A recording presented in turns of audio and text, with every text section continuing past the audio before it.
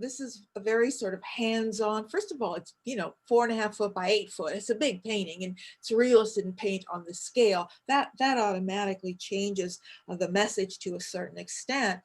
The story, the subject is Pasiphae.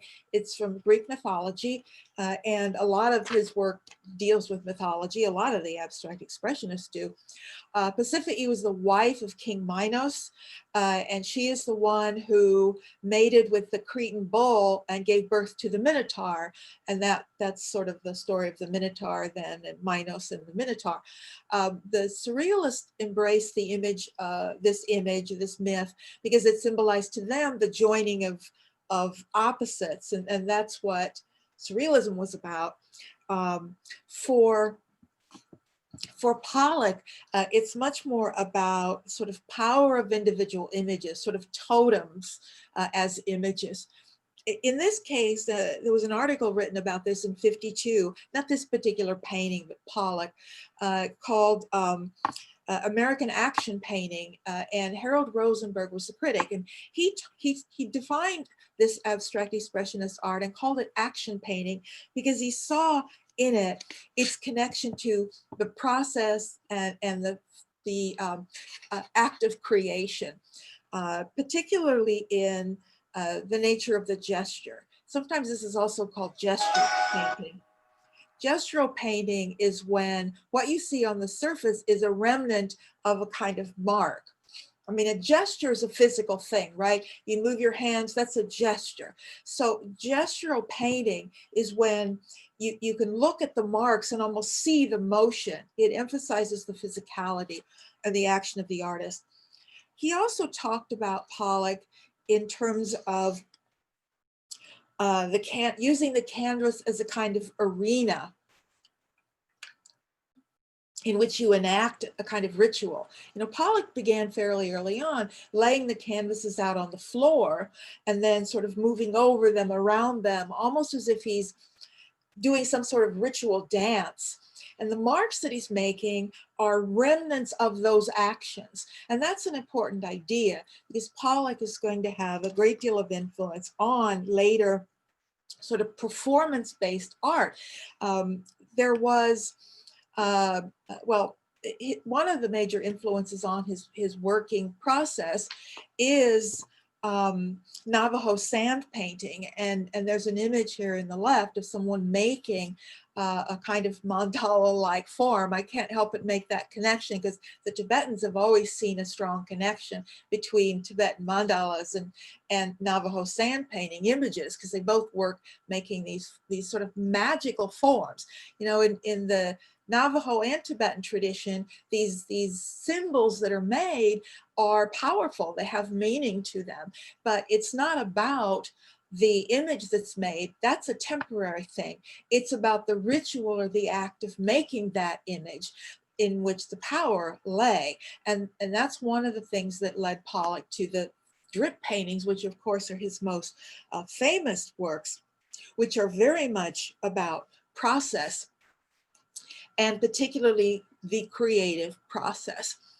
There was a film made, I don't remember the year of the film, but it was around 52 in there somewhere, by Hans Nemeth, a German filmmaker, who filmed Pollock working, making these drip paintings. And this was widely known within the art community, and people became absolutely obsessed with his process. And I would say that's not only what made him the most famous, but made his whole career. And that's what people were interested in. They were far less interested in the finished painting than they were the process in which he made the painting. One of the things they sort of noticed was that the power, when he's out in his studio and he's moving around and doing these ritual movements and creating these forms, that's powerful. And you want to be in the presence of that. But then when the painting is finished and you take it to some uptown gallery and hang it on the wall, it doesn't have that anymore. It loses that. And so that's what began drawing people's attention to artist spaces and wanting to be there physically when an artist is creating. And that's a whole shift in terms of, what is the art? Is it the object that's left over after you do something, or is it the doing something? There was, he was on the cover of Life magazine in 1949, and there was a huge article about him, which made him this big culture hero. And, they made a big deal about the fact that he's from Cody, Wyoming. And they sort of created this mystique of Pollock as sort of an American ideal. Almost, they equated him to sort of the cowboy hero. If you remember the early 50s, this is when, 90% of all the movies and television shows, they were Westerns, and Americans were searching for an identity, and they latched on to the idea of the cowboy. They'd always been attached to the idea of the wide open spaces in the West, and we saw that. I don't know. Does anybody have any idea where that's coming from? I can't tell whether it's here or coming over a speaker. Anyway, they latched on to this sort of heroic ideal of the cowboy and linked him to it. And he was sort of a hard drinking, two-fisted man. That's what the cowboy mystique was. He was always getting into bar fights and everything else. And that's sort of what they called emotional honesty, that raw quality is what they latched onto. And it's not a coincidence that many of his exhibitions in Europe were also associated with Americanism. I mean, this was the essence of America. We've only in the last 15 years discovered that many of those traveling exhibitions of Pollock's work in Europe were actually sponsored by the CIA. And nobody knew that at the time, but the CIA was spinning this story about America as the leader of the free world, and the ultimate symbol of the sort of free expression became Jackson Pollock. He was expressing a political voice. I mean, he didn't even know he was doing it, but this kind of free work became a symbol of American democracy, juxtaposed to the rigid, controlled images coming out of the Soviet Union, that sort of, Stalinist age and later. And so, they found a way to politicize it. There's one more thing I want to say about his methodology here, and that, let me show you a detail while we're doing that. That has to do with the process. Most painting before this was created through planning. You want to make a painting, so you do some drawings, you sit down, do a layout, you work out your composition, then you go paint the picture. That is not what's happening here. This is a very different, direct method of approaching your canvas. You approach it with no idea at all. You simply make a mark, and then you see that mark, and that mark seems to demand another mark. It needs a response. Basically, I'm defining another dialectic process. I mean, this is really the essence of the avant-garde. When we talked about the dialectic before, that's, Hegel's dialectic, thesis, antithesis, synthesis. It's where you have an idea that gives rise to a counter idea, and out of that comes a third new thing. It's a direct process. And I remember in art classes, this is still something you study. When you're critiquing a work of art, it's not uncommon that you have a discussion about, well, these marks over here, well, you really need, that sort of suggests you need something over here. You need this color over here to sort of speak to that color. And it's actually a very risky way to work, because you don't know what's going to happen. You're going to have a lot of failure when you work that way. But when something does work, then it's really very pure and comes directly out in some very honest way. It's very, very raw. And that's a way of thinking that is very American and not really particularly European. It's almost got tied in with a kind of not only anti-Europeanism, but also anti-intellectualism. He's the essence of anti-intellectualism. He's raw feeling. And that was very an American identity that people latched on to and still do. Another well-known abstract expressionist is Willem de Kooning, and this is the one that's in the Nelson, the Woman series. He did a number of different paintings. I don't know how many, but quite a few paintings in the Woman series. And he had de Kooning was actually Dutch. He didn't come to America until he was in his 20s. So he really brings some more European sensibility with him than someone like Pollock does. You see it in his connection to the human figure, which is very European in a way. Also his nature of color. It's not as raw as Pollock in many ways. When these were exhibited in 53 for the first time, they were seen by the public as vulgar, monstrous, fierce in a way. You know, his themes, again, it's very physical. It has a very physical material presence. But he's really speaking about sort of the nature of painting, and particularly the nature of subject and form and how they relate to one another. In other words, we have a figure here, a female figure here, but she seems to be sort of trapped in a sense by this material. It's like she's struggling to break free as a subject from the medium that she is created from. Now this idea of the artist using their medium as a language is pure Bauhaus.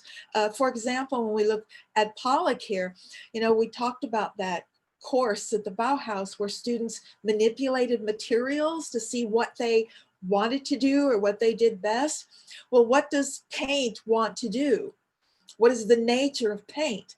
The nature of paint is it's a liquid, and it wants to drip and run.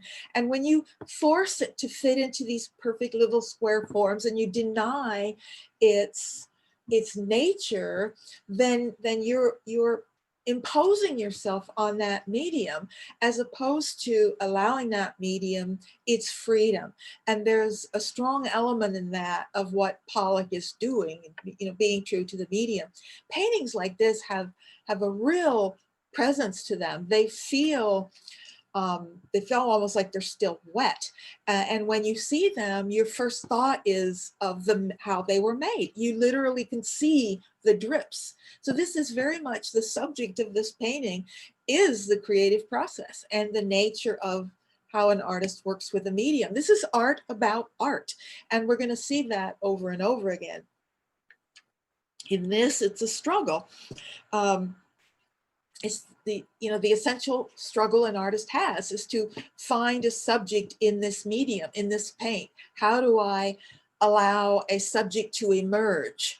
And so we see the struggle here in front of us. We see the artistic struggle happening right in front of us. There's also something deeply primal about abstract expressionism in general, this sort of optimistic belief in this power of art making. And I brought this comparison back because I think it's apt, because I think they are tapping into something very primal. After all, the very earliest human art, like this piece, were remnants of rituals. They weren't just objects to look at. They're the results of some action, something, that someone was doing, and it leaves remnants like this, which retain a certain power and mystique from that ritual. And I think de Kooning, his women figures tie into that very strongly. Another Nelson piece I wanted to talk about is this Giacometti, which is in the same room as the de Kooning painting. And if you've been into that room, you've seen the chariot. Giacometti is a Swiss-born artist who worked in Paris. In the 20s, he sort of was part of the Surrealist group for a while and made some figures that were associated with that, but came to New York after World War II, and his most famous series are these, the tall, thin figures, and these tie into and are directly influenced by existentialism. The sort of beat generation of the existentials in the 50s and Giacometti is very much a part of that. One of his best friends was Jean-Paul Sartre, who wrote an essay for the catalog when Giacometti first showed these works, the tall, thin works in 48. Sartre wrote the essay in the exhibition catalog in New York and talked about them as being, these essential existential figures. They're sort of fragile. They're this very fragile presence. They're vulnerable. They're isolated. And yet they still have this sort of hand of the artist. I think you can see that. You certainly see it in person.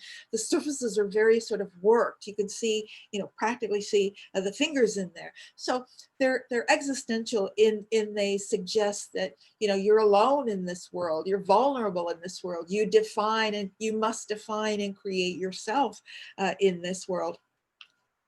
The figures are about to dissolve and disappear, but they're highly influential and very much an expression of this decade still, of the 50s.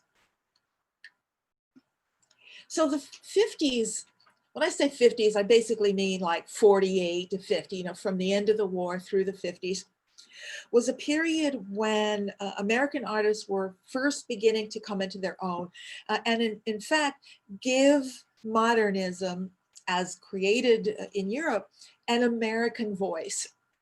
And in many ways, it really is the last sort of expression of modernism. And it's not because the Americans got their hands on it, it's because the world changed so dramatically by the 1960s. So 50s art is very personal, it's very passionate, it's what we call hot art.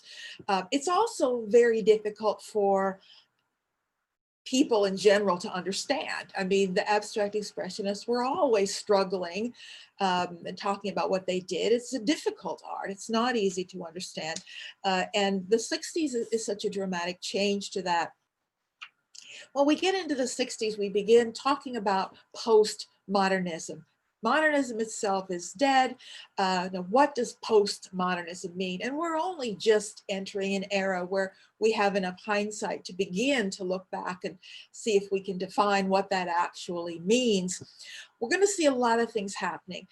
Not so much in the 60s, but boy, by the 70s, all hell breaks loose. The 60s is a sort of transitional period when they're struggling with these ideas of postmodernism. So what are some of the things we're going to see? And this is true of all of the art we're going to look at from here on. Much of it is going to examine this idea of what is the art object. They problematize it. We've known before, well, it's a painting, it's a sculpture in these materials, or it's this building, whatever. But when you problematize that, you acknowledge, well, it's less clear. Now, Pollock is already beginning to raise those questions. What was the art? Was it the actions that he made? Was it us watching him create, or was it the paintings? And people were beginning to say, well, I don't think it was the paintings. I think it was the process. They're going to explore the dematerialization of the object. Do you need an object at all? If the art was Pollock doing this ritual, then that painting is really nothing more than a documentation of something that is over. So do we really need a physical object? We're going to see the introduction of popular culture. This is to a certain extent new because of the way it's introduced. And we'll talk about what that is. It's a real challenge to quote high art. It's not that nowhere in history of art did popular culture come into art. It did, but not so much in the forms or the language. That was a sort of high art language developed by the modernists, things like the cubes and forms like that. Use art to force confrontation with socio-political issues. They're going to do a lot more than just speak of them. They're going to force you to deal with them. And of course, globalism cannot be ignored. Interestingly, globalism affects much of the world. The place that globalist ideas affect the least is the United States. Global artists are dealing with global issues, but not so much American artists, as we'll see. Okay, so what is popular culture? Popular culture literally means the voice of the people, from populace, Popula, vox populi, Latin. It means the images of the people, what everyone knows. In other words, you know, when you think of high modernism and the difficulty of understanding a lot of it, you're talking about a small group of people who can understand this. You know, if you think of culture as a sort of triangle or pyramid, it's narrowest at the top. That's the fewest number of people. You're speaking to a handful of people that can understand you, versus the bottom, which is very wide, where you're speaking to the greatest number of people. That's the language that we're talking about here. The lowest common denominator, things that everybody understands and recognizes. And that's a huge difference for, you know, what we would call fine art. Art dealing with popular culture emphasizes how we're all alike, as opposed to emphasizing how we're all unique and different. We're going to talk about this leveling of experience, what that means in our culture. And we're going to see that through the writing of one particular person. Certainly consumer-driven culture, the 60s, the great age of mass media, marketing, advertising. It's the first real consumer-driven culture. And critics begin to write about that and talk about that. And there's no one more important in that context than Marshall McLuhan. And I want to talk to you a bit about him and how that relates to some things we're going to be talking about. Marshall McLuhan is a brilliant writer. He is the voice of culture in the 1960s, and he wrote a lot of different essays, and they were put together in a small paperback called Understanding Media. And the most famous essay in there is "The Medium is the Message." And one of the things he talks about is, he says, our age, meaning the 1960s, is increasingly defined by mass media through which we understand the world. And because of that, what does it say? The leveling or sameness of human experience. Now, when I read Marshall McLuhan, I have to keep reminding myself he's talking about early television, because I'd swear he's talking about the internet and the world we live in now. I mean, if he could only see where we are now, I'm amazed at what he understood when he had nothing more influencing him than early television. But he was defining changes in our whole way of understanding the world because of how we interact with that world. He said we're increasingly having more shared experiences through mass media. And by mass media, he meant television, billboards, national newspapers and magazines. You know, many of you probably remember this. Maybe I certainly remember when there was originally just nothing but local television, right? We got television out of Chicago, that was it. There was no national television. There were local newspapers, that's all. Everyone's experience of life was very localized. It wasn't a lot of shared experiences, but when we start getting things like national television networks, granted there were still only 3 of them, but they were national, then more and more people began getting their information from the same place. They were sharing the same voices, and we have more and more shared experiences. This is the post-World War II world. And he began, so McLuhan recognized that, and he saw this as actually changing our sensory patterns. He said they're literally altered. Not just what you see, but how you see and understand the world is different because of mass media. He says today, you know, because we share more, our experiences are leveled. This leveling of experiences means we're all seeing and hearing the same thing. I would love to know what Marshall McLuhan would say about today, because we've turned completely around. And while we have millions of networks, we're all separated again, watching, each of us watches our own little networks. You've got people who watch Fox Network and their experience is leveled in relation to one another. But people who watch other networks, they're getting a shared experience. So in a sense, we're separating again. You know, we had all come to share one experience. Now we're all having different experiences. And I have to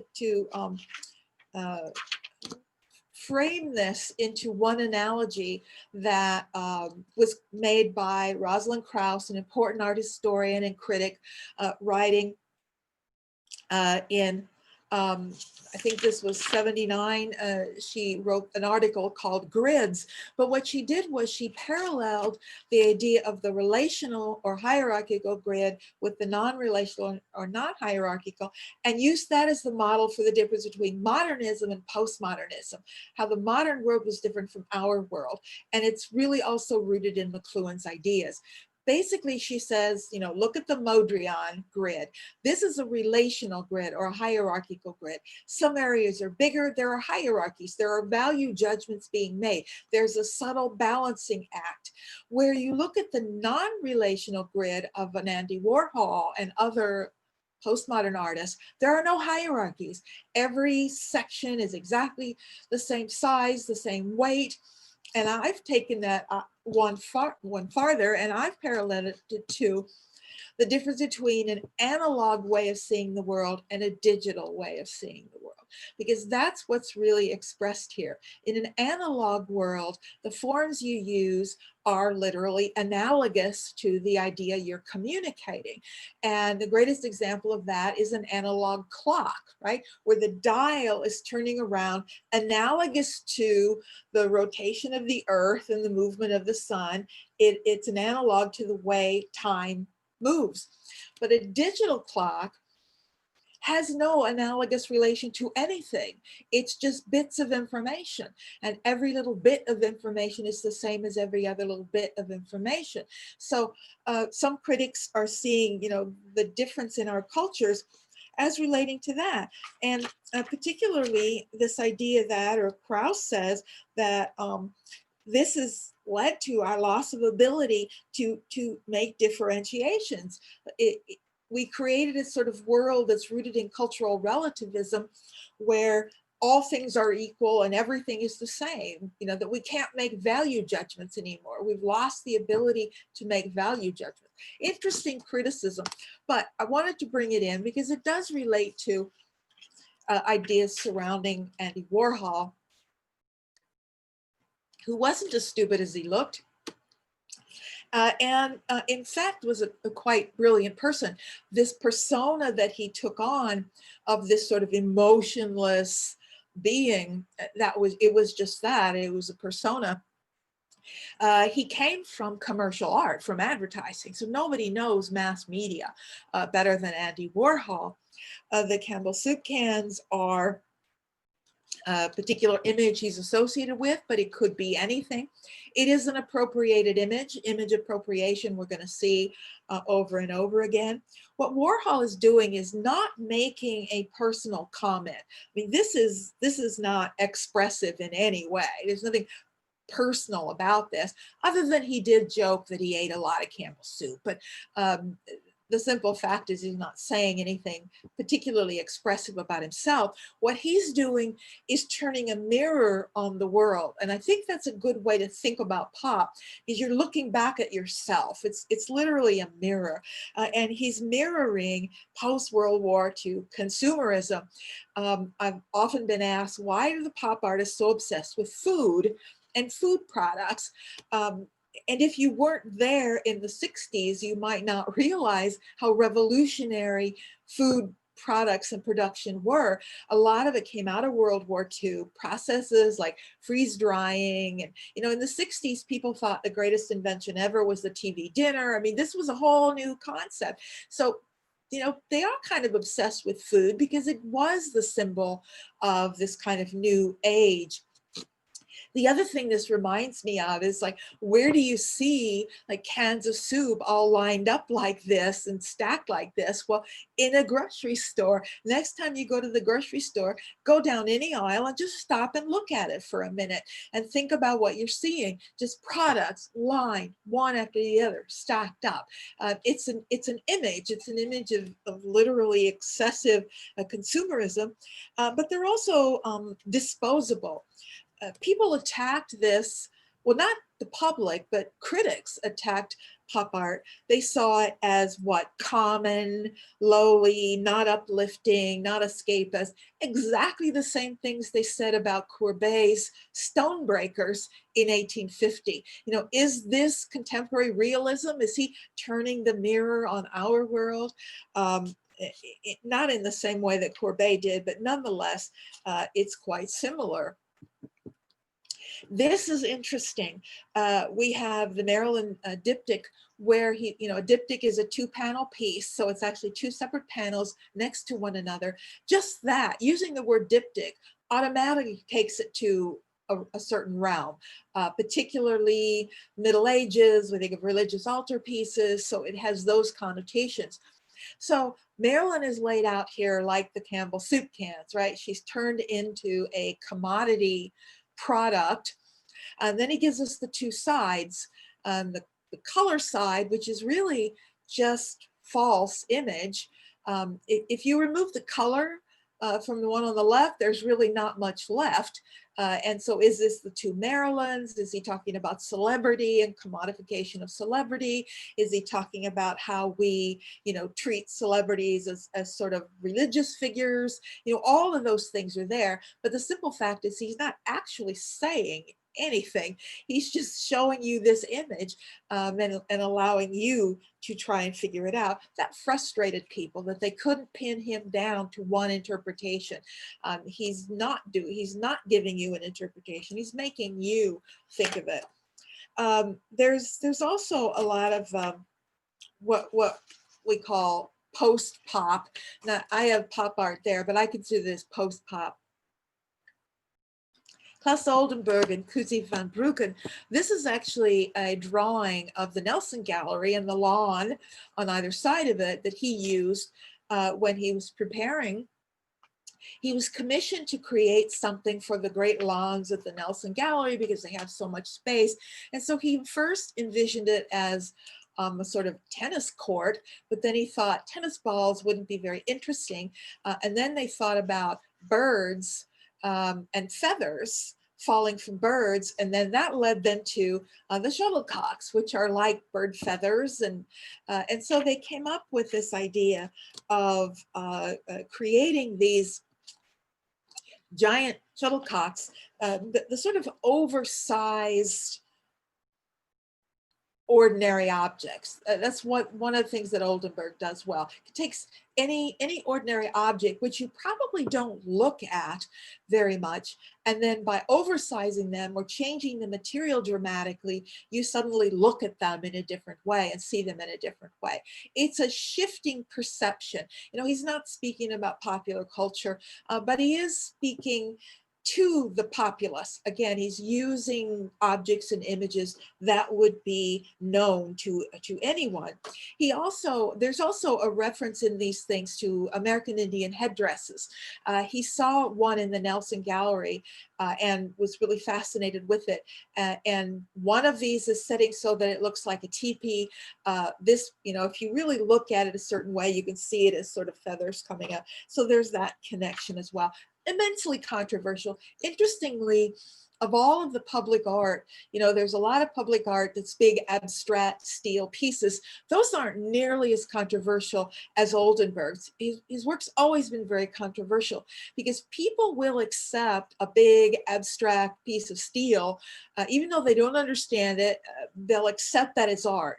Where this, no, now you've done something wrong. I do know what this is. It's a common object and it shouldn't be art. So there is still this underlying idea that art should be serious, that it should be important things. Even if I don't understand what it means, they can understand it. And I find that interesting, that they're still fighting the fight that something like this can't be art just because it looks like something common or something everyday. Okay, now when we get into the 70s, this is where I stop teaching things strictly chronologically and start looking at them thematically. So what I've done is taken a handful of themes and we'll look at them that way. And I'm still not covering every theme. By the 70s, artists have moved away from, number one, traditional materials, but also limiting themselves to one medium. An artist might make photos, he might make a film, he might make a sculpture, he might do a performance piece, all about some idea that matters to them. So we're going to see a range of different types of media. One of the earliest and really very important movements of the beginning in 1970 is land art movement. Clearly this problematizes the art object. Some land art is meant to be permanent, some is temporary. This is meant to be temporary. It's subversive on a number of levels. The most subversive part is that there isn't anything to buy or sell. So he's subverting the gallery system, and we've seen that before, and that did matter to Robert Smithson. This is a piece he did on the Great Salt Lake in 1970. He leased the land for 20 years. Knowing that at the end of 20 years, he wouldn't have the lease on it anymore, and so anything could happen. But it's very intentionally a piece that is meant to be temporary or respond to nature. First of all, it's hard to get a sense of the scale here, but if you think of the width of this as a sort of road bed, because the way he made it, first of all, right over the hill here is where there was an abandoned mine that was filled with spoil land, earth that was unusable. And so what he's doing is filling up a big dump truck, and then you back up here and dump it, and then go back and get more, and then back up a little further and dump it. That's how it's made. And so each trip, he's backing out further and further and able to sort of create the jetty. Now, why the Great Salt Lake? He's always been fascinated with salt water. I have to admit that is a fascinating thing, because salt water is supposed to be in the ocean. Inland saltwater lakes are rare and they're very ancient, and they typically have deep connections to the ocean. They're very mysterious. They're very different from freshwater lakes. So the saltiness of this water was something that intrigued him. Salt crystals, and I have to take people's word for this because I'm not a chemist. Salt crystals take on spiral forms. And so he's mimicking the spiral form of the salt crystal. The spiral is also the natural form of the galaxy that we live in. So for Smithson, the spiral is this almost mythic form that is that runs through existence, both on the microscopic level all the way to the macroscopic level. So there's something about the spiral that is significant. He's also very interested in entropy, or this natural wearing away of all things, this effect of entropy. So sort of putting these natural forms out there and then just letting them be and observing how they sort of disappear and react to nature. So the idea of letting this go after 20 years was an important part of it. So what happened was that eventually the lake rose and it disappeared. And then a few years later, and I don't remember when it was, because I've lost all track of time. The last 30 years is a complete blur, but somewhere in the last 30 years, one of my students came to me and said they were just out there and people were filming it again because the water had gone down and it was back. And so they sent me, oops, I'm getting funny noises. Before I show you the pictures, which I hope I have, of what it looks like today, here's an aerial view. You can actually see it on Google Earth. You can plug it in and see it on from the satellite view of this man-made spiral. But another influence on Smithson and many of the Americans doing land art is Native American mound building. And I'll remind you here of like the great Serpent Mound in Ohio, and there are mounds like this all over the Americas. This influenced the Americans much more than the Europeans because they didn't really have this tradition to call on. But you know, you can see the similarities there. It's sort of a modernist take on mound building.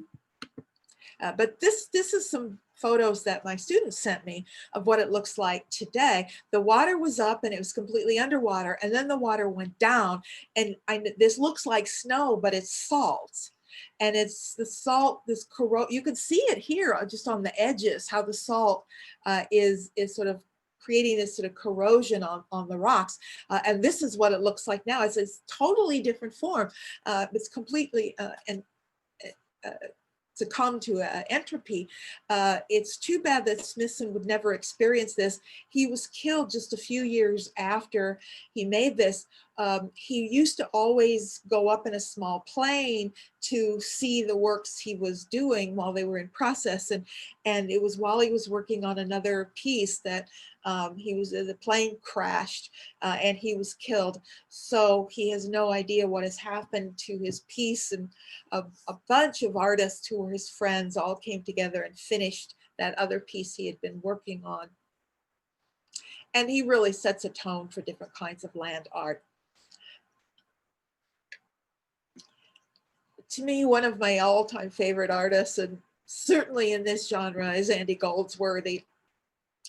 Andy Goldsworthy is British. He was born in 1956, influenced by other land artists. And I just want to show you a few of his pieces. He just began going out walking and making these things. I mean, if you could imagine you're just walking through the woods and you encounter something like this.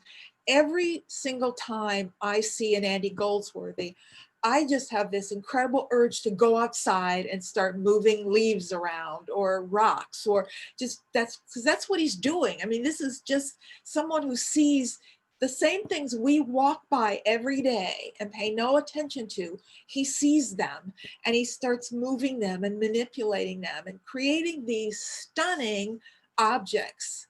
I mean, I think this is just beautiful. And they're just out there anywhere. You might find them in the woods, not so much in this country because he's British, but, and look at this. It's just a matter of seeing these rocks and separating them out and piling them up and making forms. And look at that, the arch, which is, again, another really beautiful piece. Doesn't this make you want to go out and do that? It doesn't make you want to go out and take sticks and pile them up. It really does me. One of his very famous works he did in this country, commission piece, is the Storm King wall. Storm King is an institution. It's in New York. It's in upstate New York, where they have this huge outdoor space for large-scale sculpture. It's a large-scale sculpture garden space, and you can just go out there and walk. I've never been to Storm King, and I really want to go there. So they commissioned him to do a piece. He never decides what he's going to do in advance. You know, he just goes out there and sees what's there and what he might want to work with. And what he found was an old, very, very old, collapsed wall that had been part of some old farm that had been there it was at least 100 years old, and all the stones had fallen. And so he used all of those stones to build this wall, this sort of line on the earth that winds through the trees, and it appears to go down into this lake, and on the other side it appears to come back up out of the lake and go across. So obviously it gives you an impression that it's continuing under the lake, but of course it really isn't. And then when he got the commission to come to Kansas City, he, again, had no idea what he was going to do, but he was, traveling all around the area, and he was traveling in the Flint Hills, and he saw all of this incredible stonework. And this is when he started making plans for the walking wall at the Nelson, which does have a relationship to the Storm King wall. He really sees them as sort of continuations across the earth, in a way. It's called, we've all been watching this happen for a very long time. It's called the walking wall because it really kind of literally does walk. It's a fixed length, and as it reaches its fixed length, the back is taken down, the stones are taken down and moved around to the front and rebuilt.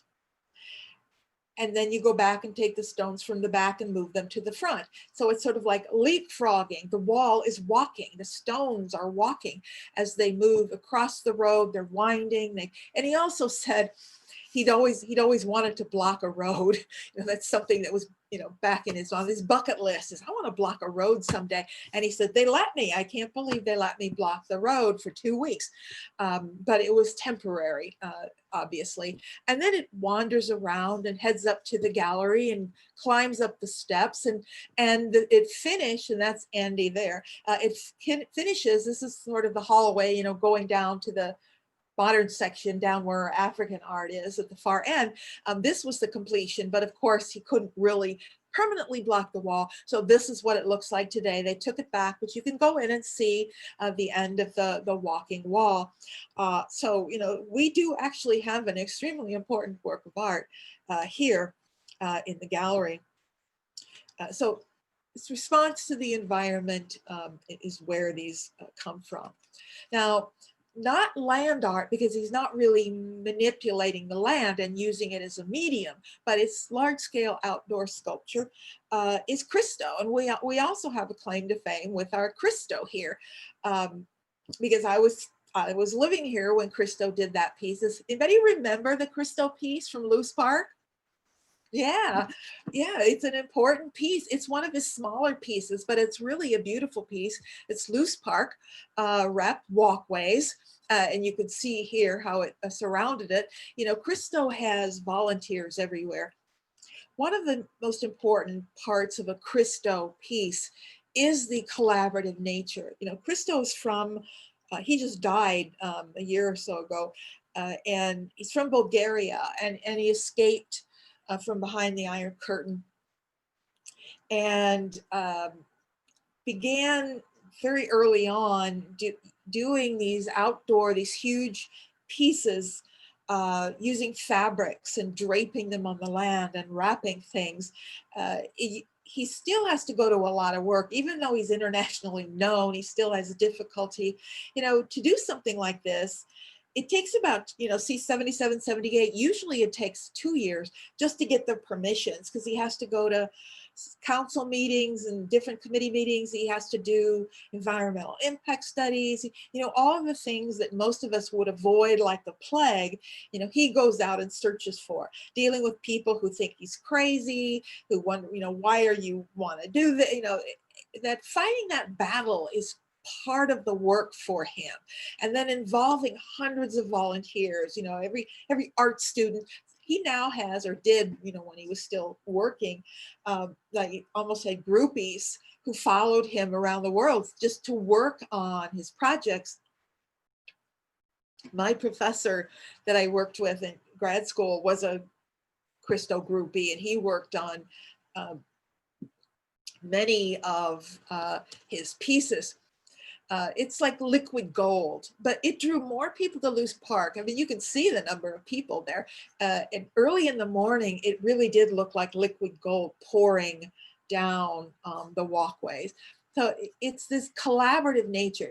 His memory of growing up in a communist country was, a lot of it was negative, but one positive thing, he remembered when they used to sort of get all the young people on buses and trucks and take them out to the countryside, and they would, collectively they would clean up, or they would paint things or whatever.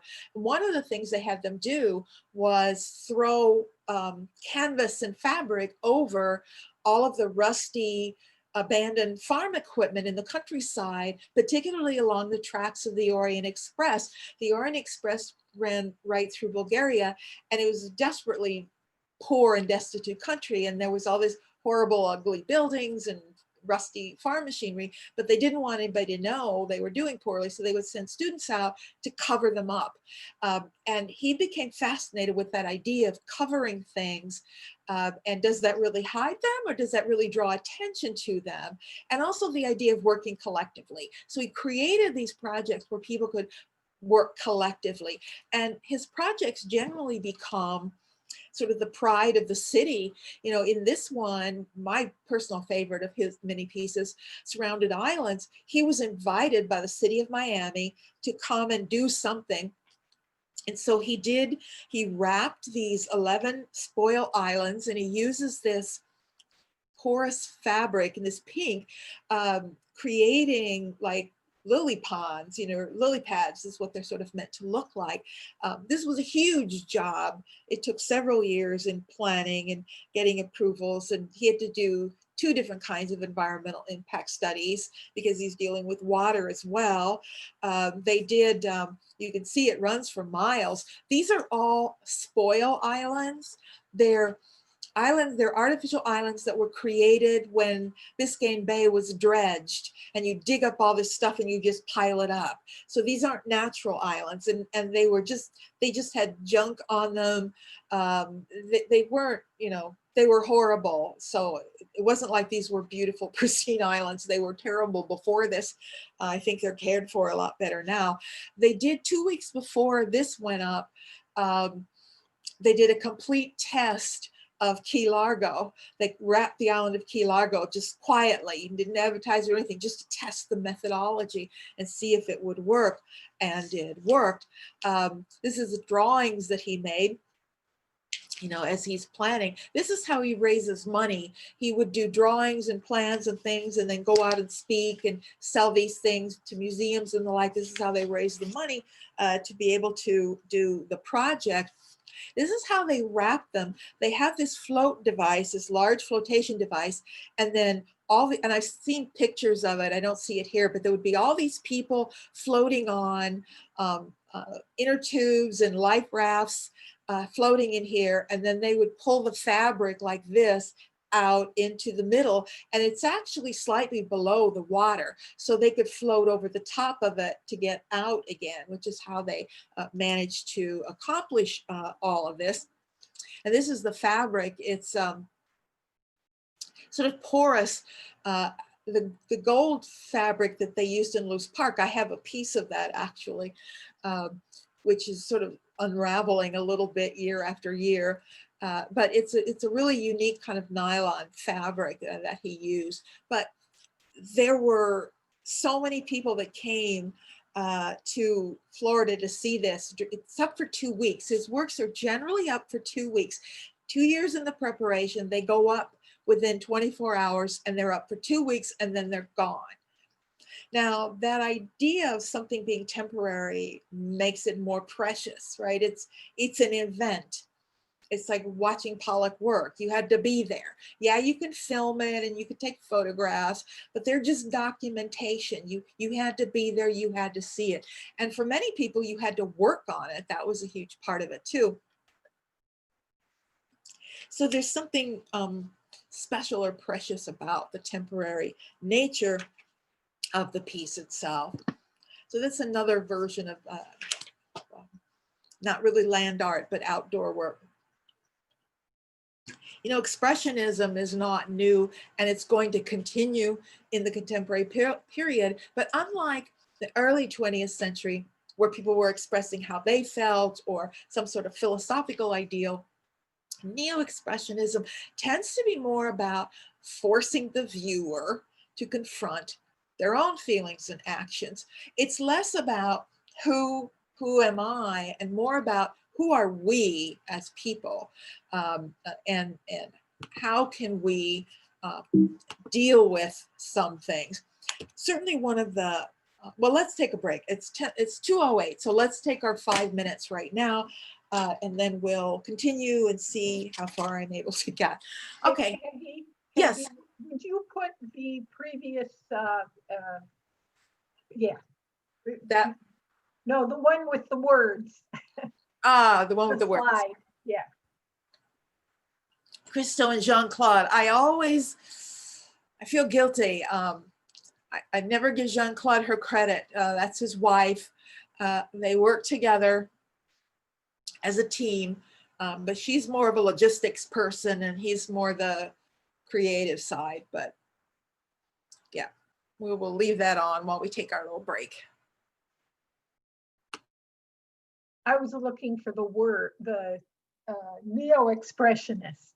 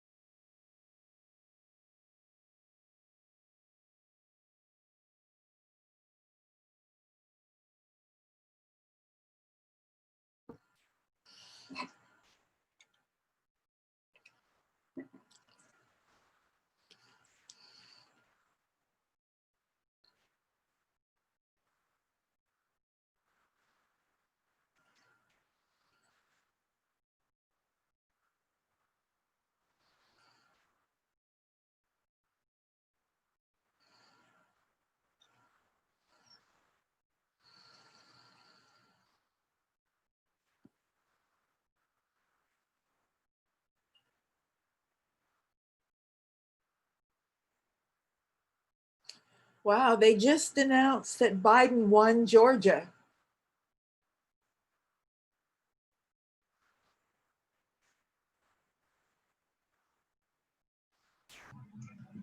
If only we could win the senatorial seats in Georgia. Yeah, who knows? If Biden won, maybe they will.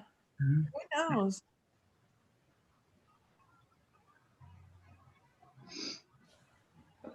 Peggy, we visited Storm King a few years ago. Oh gosh. It's spectacular. I mean, so many of those sculptures are just massive. You can't believe the scale. I recommend it. Oh, I really want to go sometime. That wall, we saw it Thanksgiving week, so it was chilly. It was kind of a gray day. And we came at it from, oh dear, well, if you're coming out of the, we didn't go in the, yeah, I guess we went in the gallery a little while. There's some space anyway, but you're coming from near the entrance. So we came at it from the right-hand side and we first saw the beginning of it. We didn't know what was out there. We saw the beginning of it and we thought it was just a lovely wall. And then we realized, oh no, this is an art piece. So it just so looked right. When we saw how much it moved, so to speak. I mean, it Right. had the feeling of movement. Then we were just, and then when we came home and went, he's coming here. Wow. And because it had the feeling of solidity, but movement. And then it's going to be moving here. So. Right. And then it literally just picks up and moves. I love that idea. Well, and the other stuff, it's a huge space. And the other stuff there, and they have, some of it changes.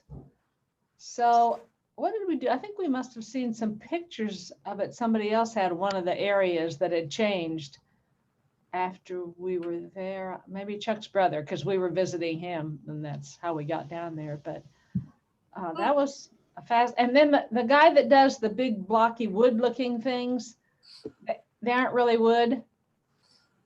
There's That a lot of people we have something here in Kansas City, I think, and we'd had more maybe. And that huge piece like that there, and that you felt so at home when I looked at it too. What city is it near? It's Mountain something, New York. Mountain. Northern near Connecticut, real close to the Connecticut border.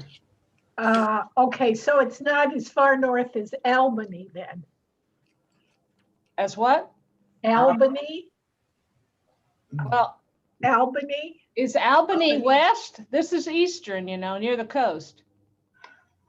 Mountainville. It's called along the Mountainville. river. Here, let me look. It's near the coast, so. It's on the Hudson River.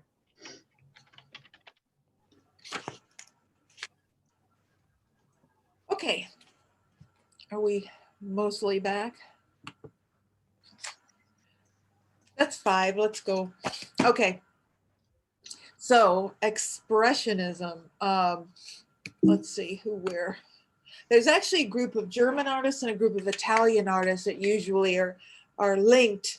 But I'm just going to look at the art of one German artist, because he's such a good example of this approach to art. His name is Anselm Kiefer. Actually, I didn't put his full name on there. It's Anselm Kiefer. He was born in 48, right after the end of World War II. And he's of a particular generation of young Germans, post-war German artists who grew up in the rubble of that war. And as they got older by the 80s, wanted information about that war, wanted to know more about it. And in Germany, there was a very, very strong tendency to not want to talk about that war in any way. And there's actually a very good movie about this that dates from 1990. I've seen it. It's been quite a few years since I've seen the movie. It's called The Nasty Girl. It's a German film. If you ever get a chance, I recommend you see it. It's about a young girl who is a reporter, and she goes back to like her hometown, this small town, and just starts asking questions about the war. And everybody, nobody wants to talk to her. They call her the nasty girl because you're supposed to just let this go and not talk about it. And then finally, they promised her she could see some files or something at the courthouse, and by that night there's a fire and all the papers burned. But it's the same idea. It's like there's a whole young generation that wants to talk about that war. Kiefer felt very strongly that there was a sort of sickness in Germany that would not be healed until they came to terms with what they did, or with what that war was.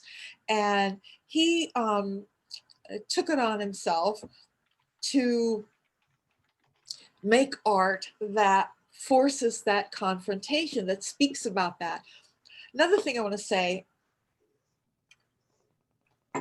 in the 1980s in this country, there was a strong feeling that nothing was happening in Europe, that all art is American art and no Europeans are doing anything. Really didn't pay that much attention to Europe. And so we were late in really discovering a lot of German artists. And I can remember it was somewhere in the, had to be around 85 or so, there was the first exhibition of Kiefer's work and a lot of these other expressive German artists.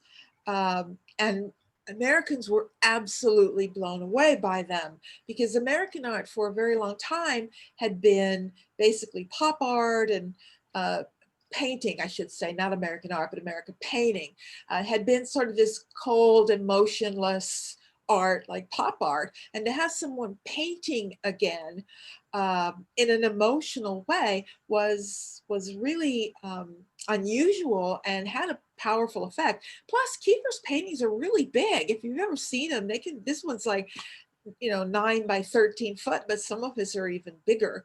So that makes them confrontational as well.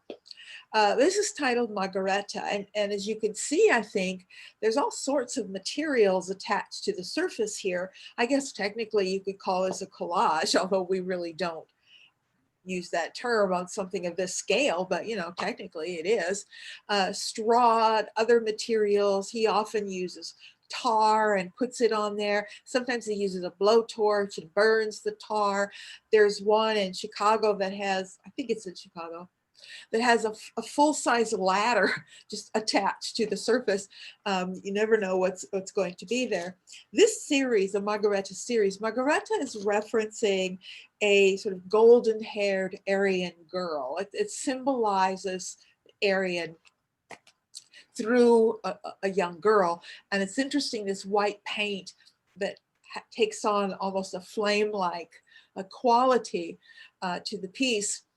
His works are very physical and very much in your face. And Margareta doesn't make any sense unless you look at Sulamit, which also is in that same series. And Sulamit is referencing a Jewish girl, a young girl who is Jewish. That's who it's meant to symbolize.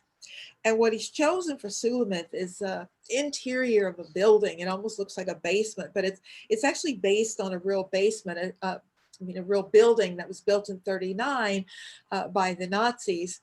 And he's using, again, this encrusted surface. And he's using something we haven't seen in painting in hundreds of years, and that is one-point perspective, that one-point linear perspective, which goes back to the Renaissance, where all of the lines, the orthogonal lines, converge at one point. And in this case, it's at the fire. And it's a design that is very, very intense and very, very strong. Kiefer is influenced not only by Teutonic mythology, but also by the Kabbalah and Jewish mysticism.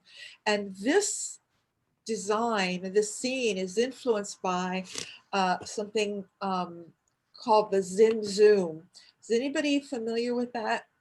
Heard that term before or know what that references?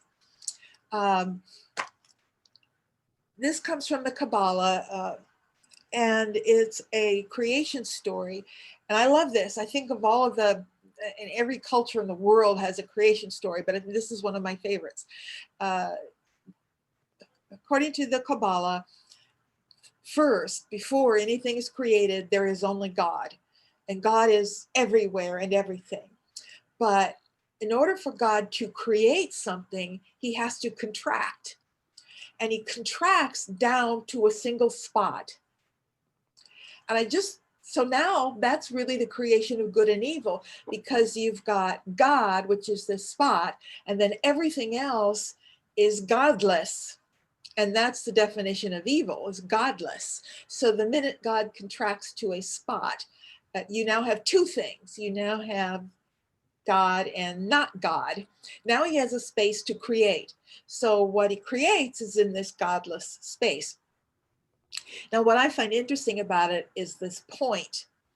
this, it's maybe just a point, but it's an all-powerful point. It's God, after all.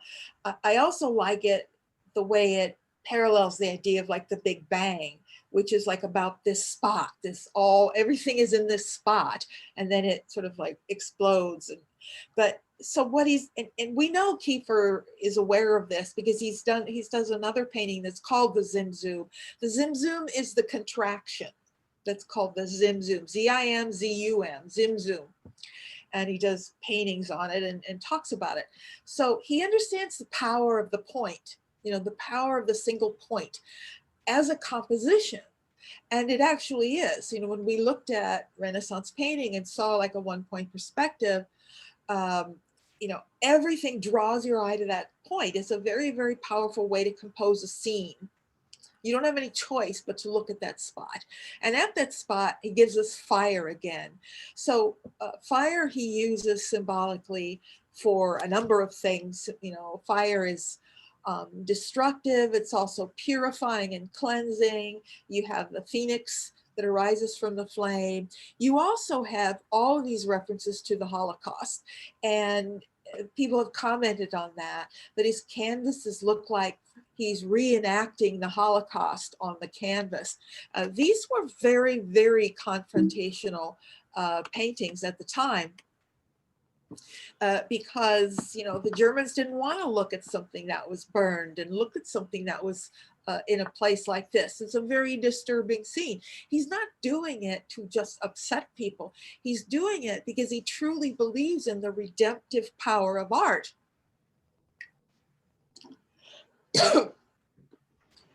A lot of people pay lip service to that idea, excuse me, but not a lot of people actually believe it. Hold on.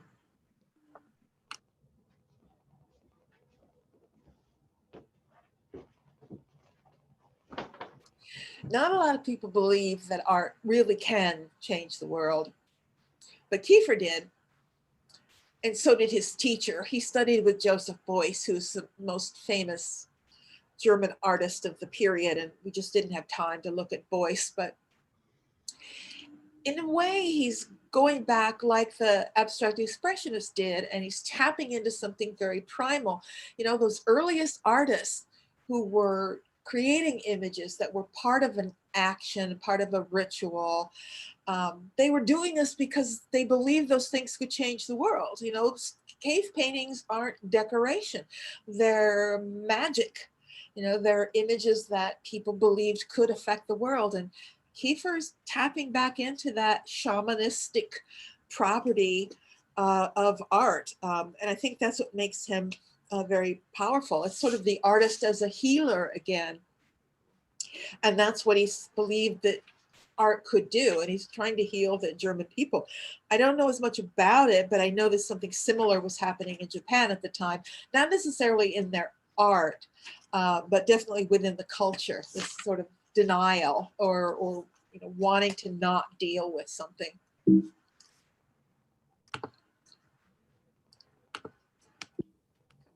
There we go.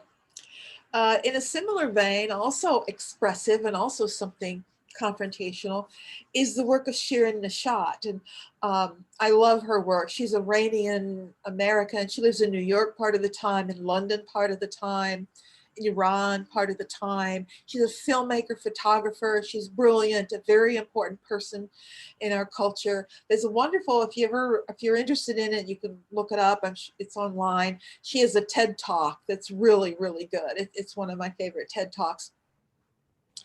And her films are also wonderful. I think there are several of her short films. They're very short.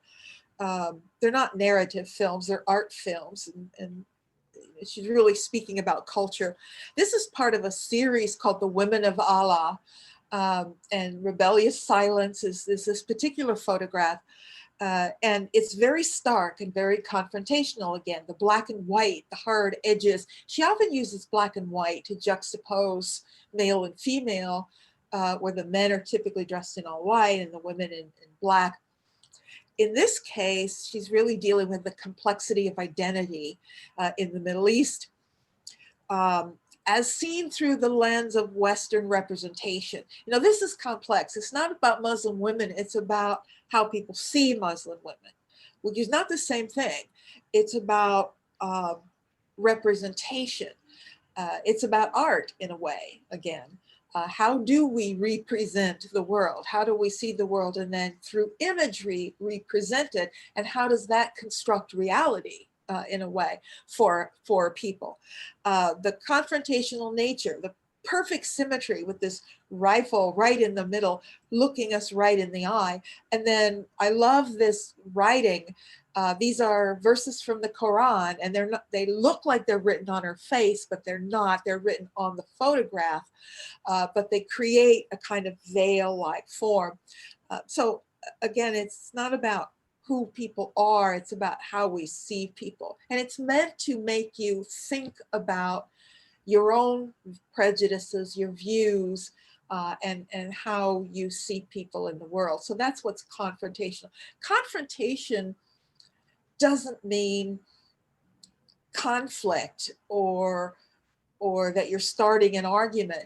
To confront something means to face it head on, to be in front of something looking straight at it.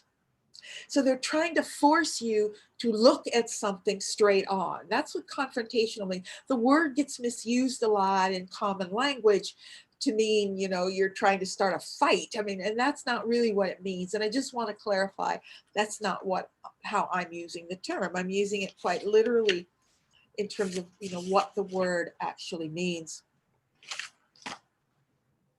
Another theme I want to look at is the symbolism in public art. And this is a good example. Public art is simply art that's placed somewhere you don't expect it to be. You know, it's not in a museum. Someone, you know, when you go to a museum, you make a choice to go to this building and look at art. But when you encounter it out in the world, it's not necessarily your choice, and it can be extremely controversial. Public art is much more complex than that, but again, we don't really have time to talk about everything. This is just a good example of it. It's also an example of using a wall.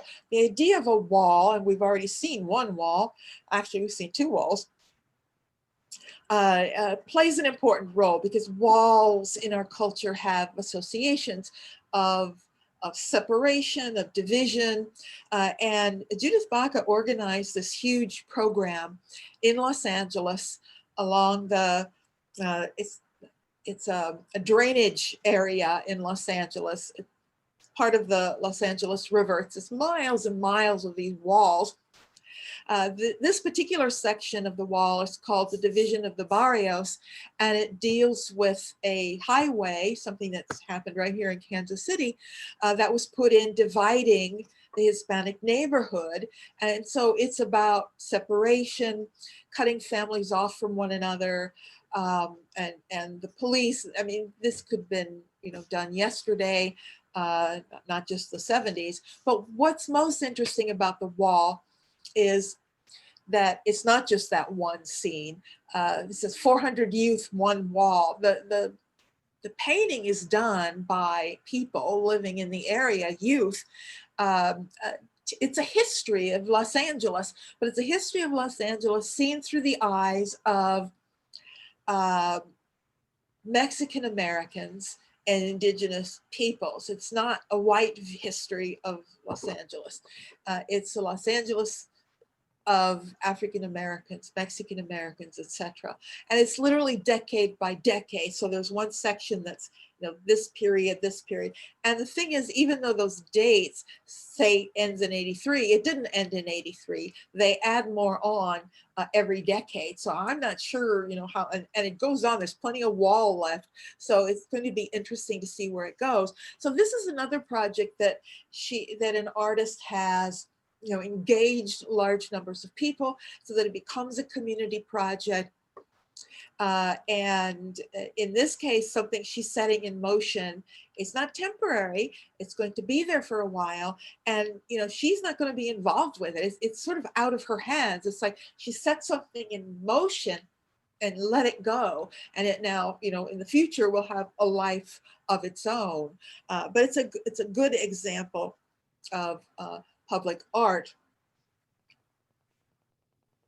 Another example of public art that people don't think about a lot as being public art is the Vietnam Veterans Memorial. But it absolutely is. It's a sculpture and it's a wall.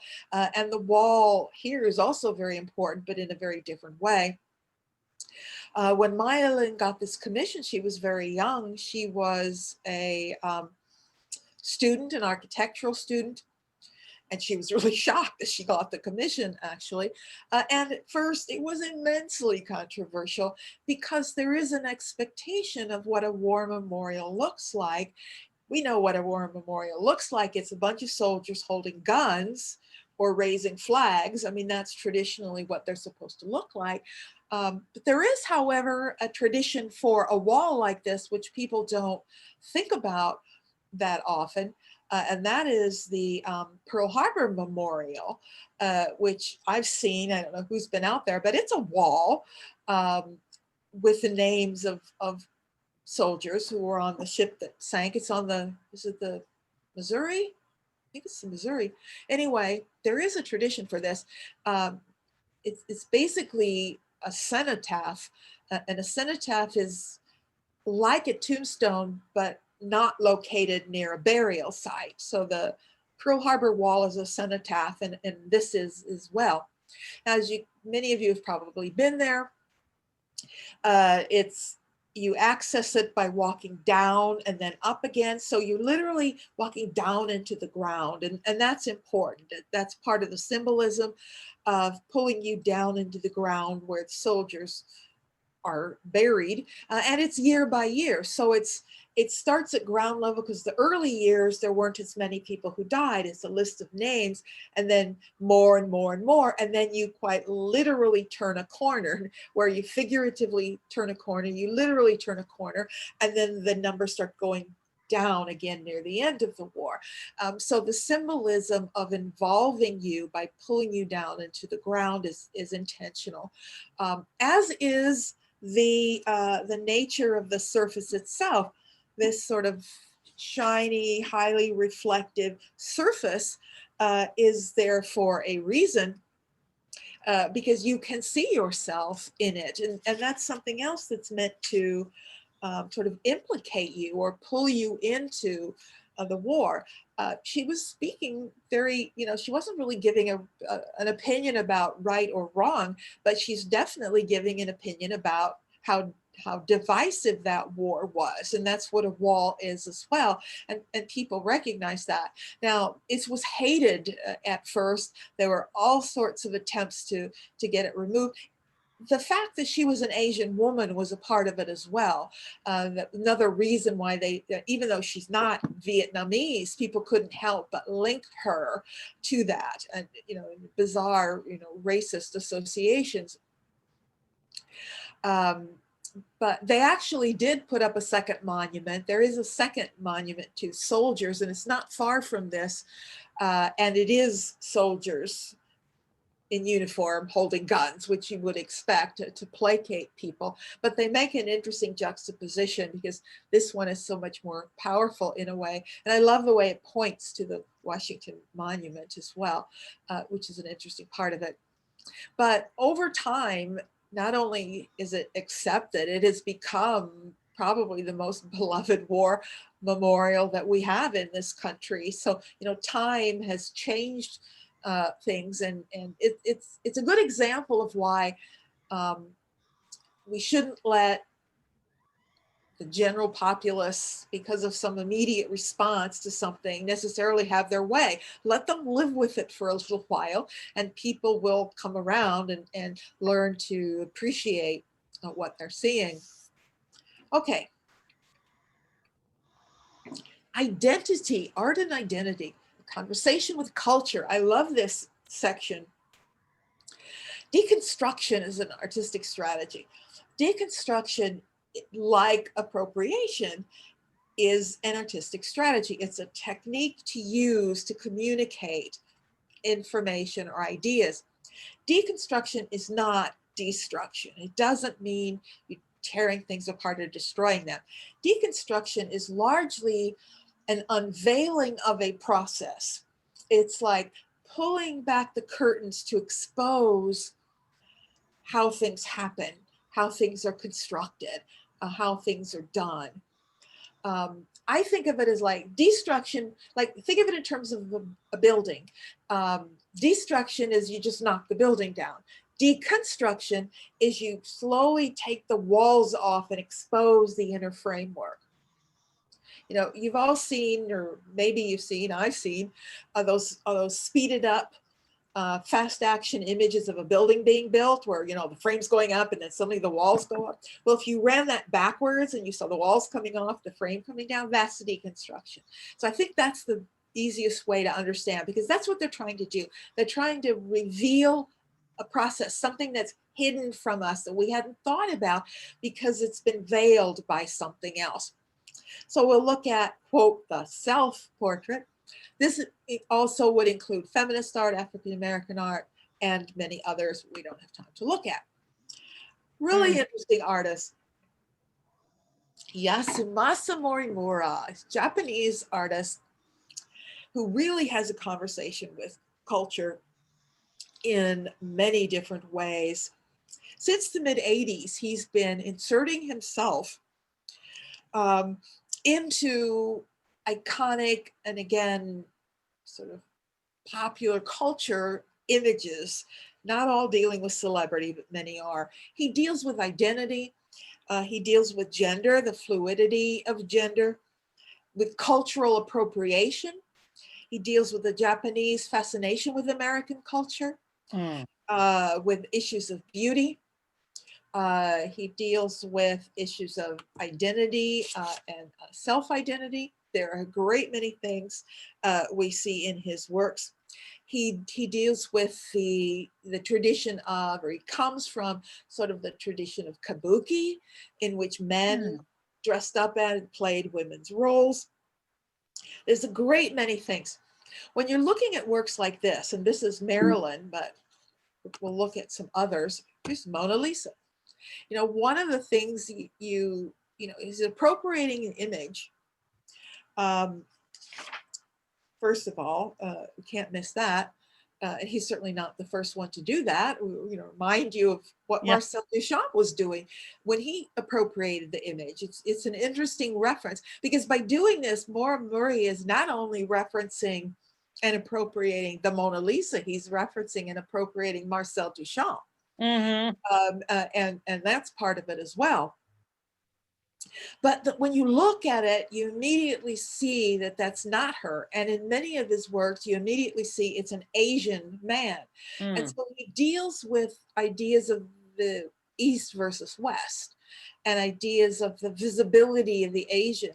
And he's even talked about like the treatment of Asians during World War II and the internment camps. And that didn't happen to the Germans because they aren't visible. The way Asians were visible. But you definitely see that here. This is Yasumasa Morimura. You know, everyone recognizes that image. It's one of the most famous images of Einstein we have. And Morimura is appropriating the image. You know, it's also very much speaking about, he's deconstructing a lot of things here. He's deconstructing, number one, photography, because one of the long-standing myths of photography is that, number one, it's truth-telling, that it's always been, you know, you've seen it, you believed it, and also that it's just mechanical reproducing of the world around you. Well, clearly it's not. This is constructed, and he's constructing a great many things. He's also deconstructing the idea of the self-portrait, because even you think about, you know, old paintings we looked at, self-portraits, we talked about the fact that there's construction in them, that there were ways people wanted to be seen and things that were being emphasized, that even a self-portrait is constructed. There's construction involved. This is my favorite Morimura, because it's such a famous scene. Every single person in this picture is Yasumasa Morimura. I it's a total appropriation of a cultural moment. You know, it's not just an image, but it's a moment in American history. I mean, it's the essential one, and he's playing every role. I mean, the you know, you could write a book on this one image. There are so many layers and levels of performance, of fixation, of culture, of perception. You know, how does this look to someone from Japan as opposed to someone from America? You know, it's just filled with ideas. I love his work, and I love this sort of strategy. That's why I said it's a conversation with culture, that you see things in a way. You know, he's pulling back a veil and making you think about how images are creating meaning for us today. Look familiar? The Durer self-portrait that we looked at, which itself is this deeply constructed image that, you know, Durer had all these messages. And I love this, you know, he's reconstructing it with himself, and he's calling it Durer's hand is another face. Wow. I mean, I'm going to think about that for a while, because I'm not really sure exactly what he means by that. Another, and then there's the whole thing that we talk about, the hand of the artist and what that means in terms of individuality and uniqueness, which is quite the opposite of what he's doing. You know, he's not giving you answers. He's setting something out and pulling the curtain back and giving you a dozen things to talk about, but without a particular answer or response to what it means to him. So yeah, that's Yasumasa Morimura, and he's not alone. There are other artists who do some similar things. Cindy Sherman, American woman, does some similar things in photography, where she takes on sort of roles of women in film and media, like movies from the 50s and 60s, and makes you think about how media constructs gender role. So it's similar and yet it's different. So he's not alone in doing this, but I just love his work. So feminist art, again, we could do a whole class on feminist art, because there are all these different generations of feminist art. And this is one of the earliest works, one of the most influential, one of the biggest works, is this is a real size table and place settings. It's Judy Chicago's Dinner Party, which has finally, after decades, found a permanent home at the Brooklyn Museum. It had originally, there was a small community college on Long Island, I think, that said, well, she said she would give this work to anyone who would, any museum or school that would build a space for it, because it's huge. And a small community college in Long Island said they would do that. They were building this new museum, and this was in the early 80s during the culture wars, and Congress got involved, and they said they would withdraw the it must have been in DC, because why else would Congress have the right to withhold? Well, maybe they got federal funds. I don't know. But anyway, Congress said if this college showed this piece because it was obscene, they would withhold their funding. And so they didn't get it. So it just sat in storage for decades. It's now finally being shown.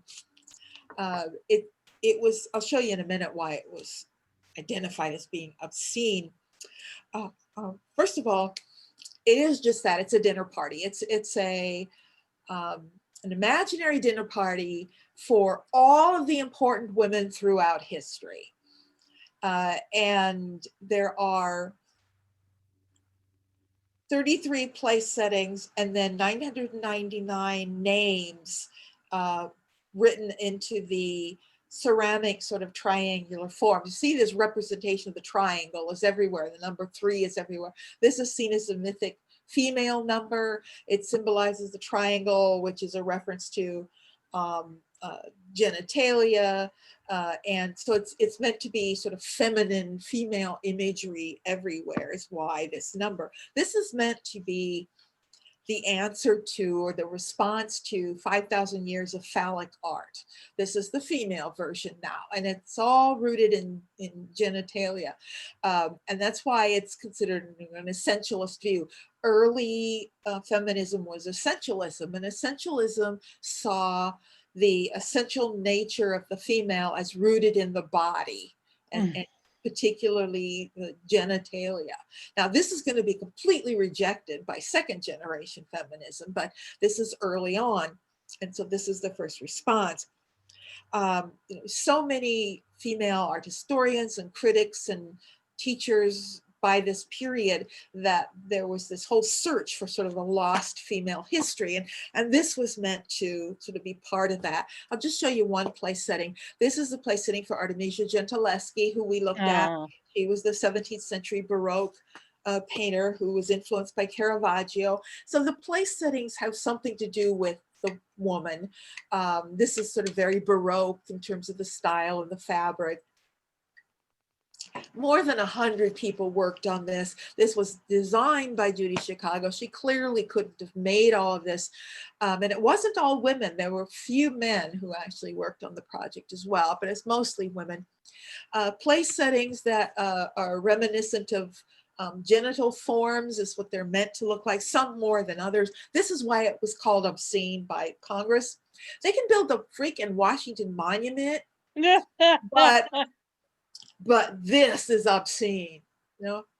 And they just didn't see that. They couldn't walk out their door and see that thing sticking up there and not recognize it for what it was. And yet something like this, I mean, it was, the 80s was unbelievable in terms of the art world, and that literally that culture war. It's bizarre. I mean, every age is bizarre. That was the 80s bizarreness. A little more subtle was Ana Mendieta, who was a Cuban-American artist. She was born in Cuba, but she and her sister were sent to be raised by a Catholic family in this country. And her work is very influenced by Santeria, which is a sort of Afro-Caribbean religion that arose in the Caribbean and sort of was a merging of African, basically a Yoruba religious beliefs with Christianity, and it's very sort of earth-based.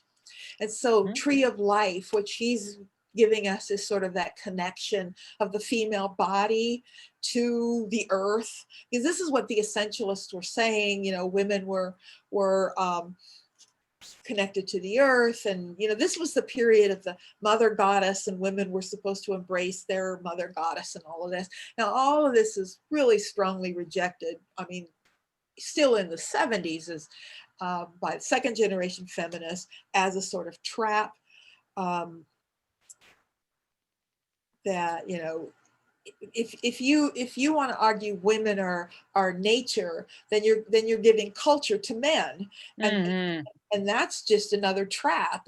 And you know our woman is not rooted in her genitals. You know, gender is something else than that, and gender is largely constructed. Then we get second generation feminists who denied anything essential in gender, and that gender is all constructed. You know, it's what you're taught, you know, what culture teaches you.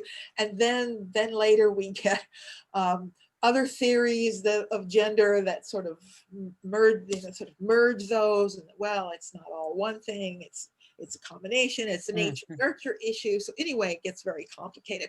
But one other thing I want to say about this work, we're clearly at a time when the medium itself is getting blurred. I mean, what is the medium here? Was this a performance piece that got documented in a photograph, or is this photography, which is a whole different medium?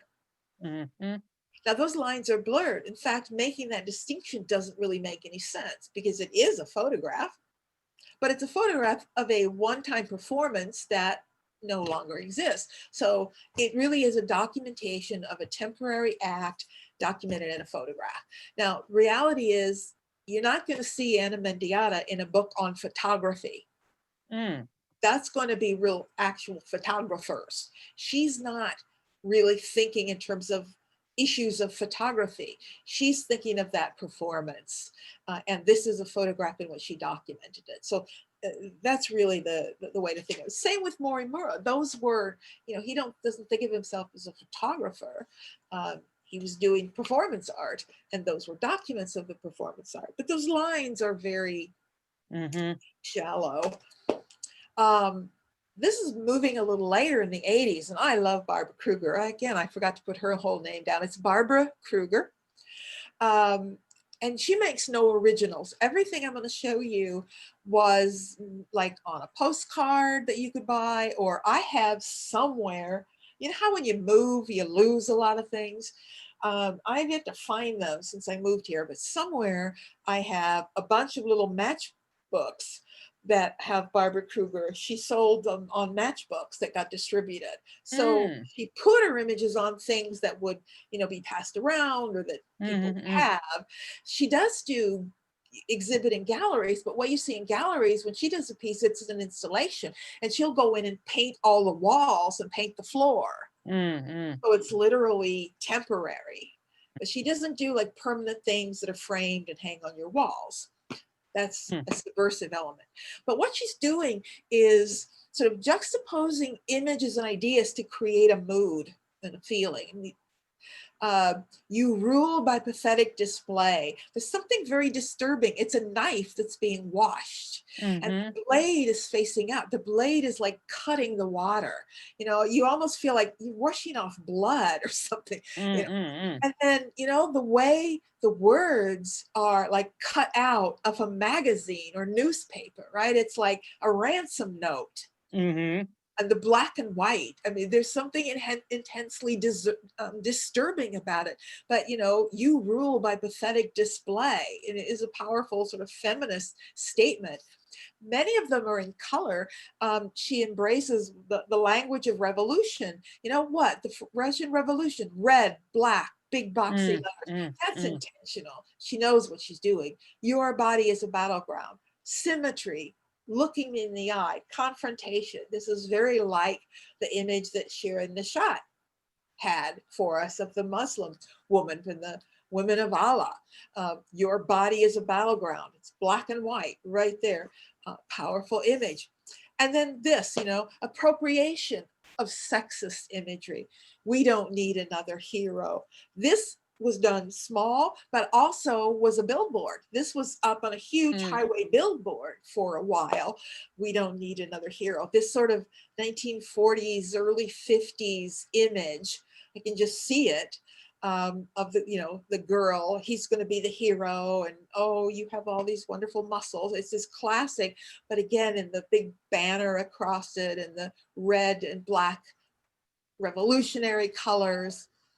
Another powerful image. African-American art, you know, it's 2:57. I'm not going to finish this today. I don't want to rush. We're in a good spot to have time to finish next week, and also then still have time to talk more about the future. Great. So I think we'll call it a day for today because I don't want to start this. But now you've got a little preview. Yeah. Appropriation of racist imagery. This is what African Americans were doing in the 70s. And I'll show you several pieces. They were immensely controversial, not in the art world, but in the African American community, as you might imagine, because they're clearly racist imagery. So we'll stop there for today. And next Friday, we really will wrap it up. So I was optimistic thinking I could finish this before Halloween, but at least we'll finish before Thanksgiving. Thanksgiving, yes. So that's our goal. Definitely we will. So thanks everybody. Thank And you, Thank you, Peggy. Peggy. See you Thank then. you. Thank you. Yep, Thank thank you. you, Peggy. You're Thank very you. welcome. Bye. Bye. See you in another week.